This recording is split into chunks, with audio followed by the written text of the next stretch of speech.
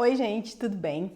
Hoje eu vim falar com vocês aqui sobre um livro, na verdade um conto de Tolstói, chamado De Quanta Terra Precisa um Homem. Eu li ele aqui no Kindle. Esse livro, são 4 contos, né, compilados nesse livrinho aqui. E é um conto bem pequenininho, mas muito interessante, assim como os outros do livro também. Mas eu quero falar com vocês sobre uma reflexão, né, aqui desse livro, do quanto que a tentação disfarçada de oportunidade nos leva a perder o que é o essencial na nossa vida, né? Do que é o mais importante na nossa vida. Então, hoje a gente vai falar sobre isso, sobre o porquê, né? O quanto que a gente acha sempre que a grama do vizinho é mais verde, é mais bonita, né? O outro sempre parece que está melhor, parece que está sempre um passo à frente da gente, quando na realidade não, né? Quando na realidade cada um tem o seu caminho, cada um tem ali o seu contentamento, né? A gente deveria sentir esse contentamento, mas a gente não sente porque a gente está sempre buscando por mais. E o problema não é esse querer crescer, o problema não é esse buscar por mais, esse buscar por melhorar. O problema é quando essa busca começa a tirar o nosso foco do que realmente importa, né? Do que é essencial para a nossa vida, para a nossa alma. Então, eu queria que vocês parassem agora um pouquinho para refletir realmente sobre isso, né? Se você já sentiu que, mesmo conquistando algo que você queria muito, né, logo em seguida parece que aquilo ali não basta, que a gente tem sempre a gente quer sempre mais, a gente quer sempre mais, quer sempre mais.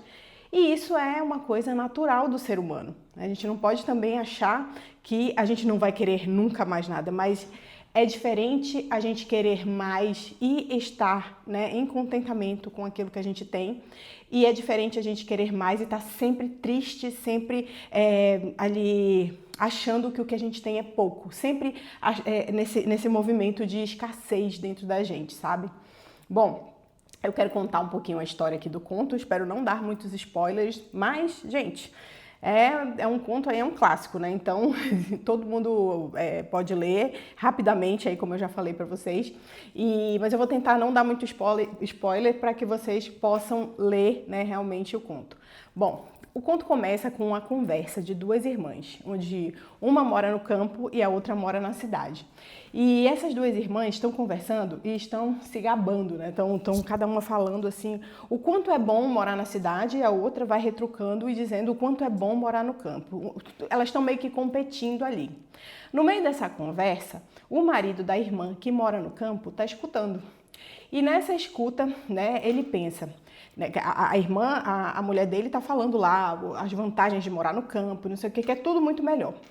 E aí ele escuta e pensa, né, é verdade, se eu tivesse bastante terra, não temeria nem o próprio diabo. Então, na cabeça dele, ele começa a pensar que ele deveria ter mais terras, né, para ele se sentir maior do que essas pessoas do campo. Então, desculpa, gente, que eu tô bem enjoada, tá? Por causa da gravidez, então, de vez em quando, assim, eu preciso dar uma paradinha. Então, o diabo, por sinal, estava ouvindo, né? E ele pensou, veremos, né? Se você tivesse toda a terra do mundo, se não temeria nem o diabo.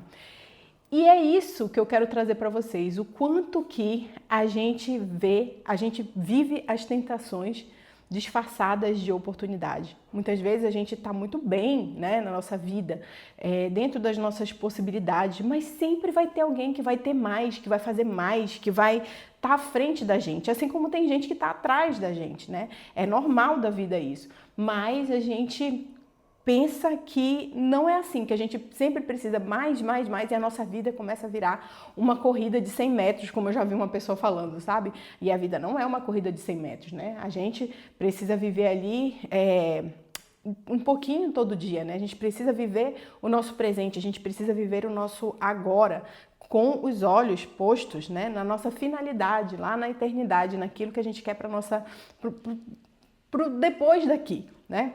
Enfim, mas isso é um outro assunto que a gente até conversou aqui pelo canal. Bom, Então, as oportunidades começam a aparecer pro Parron. Eu acho que eu não falei o nome dele, né? Eu acho que é assim que se pronuncia também. E começam a surgir. E ele começa a comprar mais terras e mais terras e mais terras e vai adquirindo terras. E cada conquista vai deixando ele um pouco mais satisfeito. Mas sempre que aparece uma oportunidade, mesmo ele estando bem ali onde ele está, ele coloca a compra de terra como o mais importante da vida dele. Então, é aqui que eu queria trazer o ponto principal. Quando a gente começa a tratar uma coisa que a gente quer muito, sabe? Um objetivo, ou sei lá, ou até uma pessoa, muitas vezes, como o mais importante da nossa vida, a gente esquece todo o resto. Então a gente sacrifica todo o resto, porque a vida é feita de escolhas, né? A gente vai acabar sacrificando alguma coisa para conquistar outra. Então, quando o Parron já está muito bem na vida dele e ele tem a família dele e tudo, ele larga toda a família dele para ir buscar umas outras terras aí muito longe, que um cara chegou e falou para ele que era bom, que era fácil de adquirir, que ele ia ganhar muito dinheiro, enfim. E ele pega e se manda para lá e larga o que é a vida dele, né? Ele vai lá para buscar essas terras para depois ele ver o que ele vai fazer com a família dele. Então, nessa que ele vai atrás dessas terras, acontece que ele vê que não é bem assim, que existe uma dificuldade para adquirir essa terra, mas ele acredita que ele é capaz, que ele consegue. E aí eu não vou contar o final da história para não estragar a experiência de quem quiser ler, mas a lição é bem profunda. É sobre o preço que a gente paga quando o mais se torna um ídolo pra gente, né? O que é um ídolo? É aquilo que a gente coloca acima de qualquer coisa, aquilo que a gente, né, venera, que a gente busca com toda a nossa força, porque a gente tem capacidade, a gente tem força para buscar tudo que a gente quiser conquistar. Mas muitas vezes essa conquista não vale a pena, não vale esse esforço todo, sabe? Então, sempre vai haver essa tentação disfarçada de oportunidade na vida da gente, né? O diabo raramente ele se apresenta como algo evidentemente mal, como alguém que vem de chifre, de rabo, né? Não, ele vem como uma oportunidade boa, como algo que parece bom, né? E aqui eu me recordo muito das oportunidades que eu tive quando eu vivia muito nesse mundo do esoterismo, né? O quanto que tudo é muito bom, tudo vale muito a pena, tudo é só energia boa. E na realidade, lá no fundo, não é.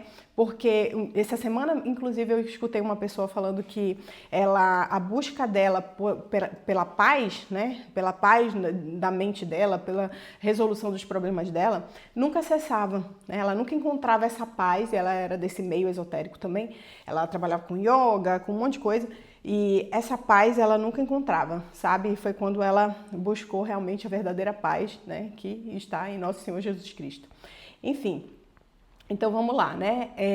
O que vem como essa forma de tentação na nossa vida, né? Que vem todos os dias, essa questão da gente sempre merecer mais, que a gente pode tudo, que a gente não deve se contentar com pouco. A gente realmente não deve se contentar com pouco, mas às vezes esse é o pouco que Deus pede pra gente, que a gente seja fiel no pouco, sabe? Porque quem é fiel no pouco é fiel no muito, né?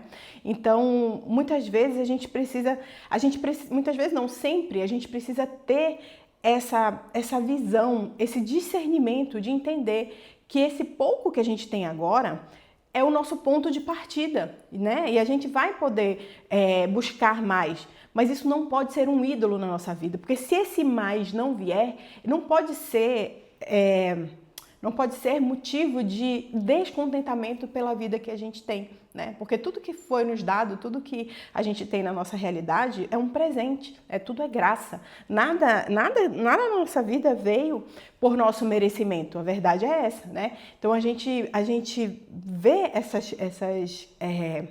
essas questões, né? As pessoas pensando, né, e buscando realmente, você pode tudo, você pode ser quem você quiser, você pode fazer o que você quiser, você pode tentar, mas às vezes não vai dar tudo certo, né? E é isso que nos deixa frustrado muitas vezes, mas quando a gente tem essa firme convicção de que a nossa realidade é aquilo que a gente deveria estar vivendo naquele momento mesmo, isso traz uma paz no coração da gente, porque né, não tem muito para onde correr. A gente tem duas escolhas, ou viver descontente ou viver contente com a nossa realidade, mesmo que a gente vá buscar uma realidade melhor, né?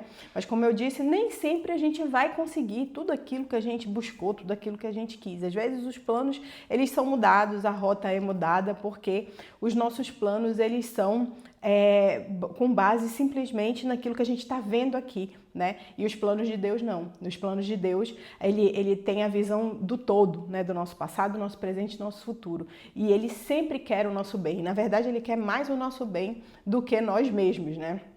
E o mundo atual, ele é especialista em nos convencer de que sempre falta alguma coisa na nossa vida. Sempre falta uma peça de roupa, sempre falta um curso, sempre falta uma ferramenta, sempre falta um número de seguidores, sempre falta alguma coisa na nossa vida.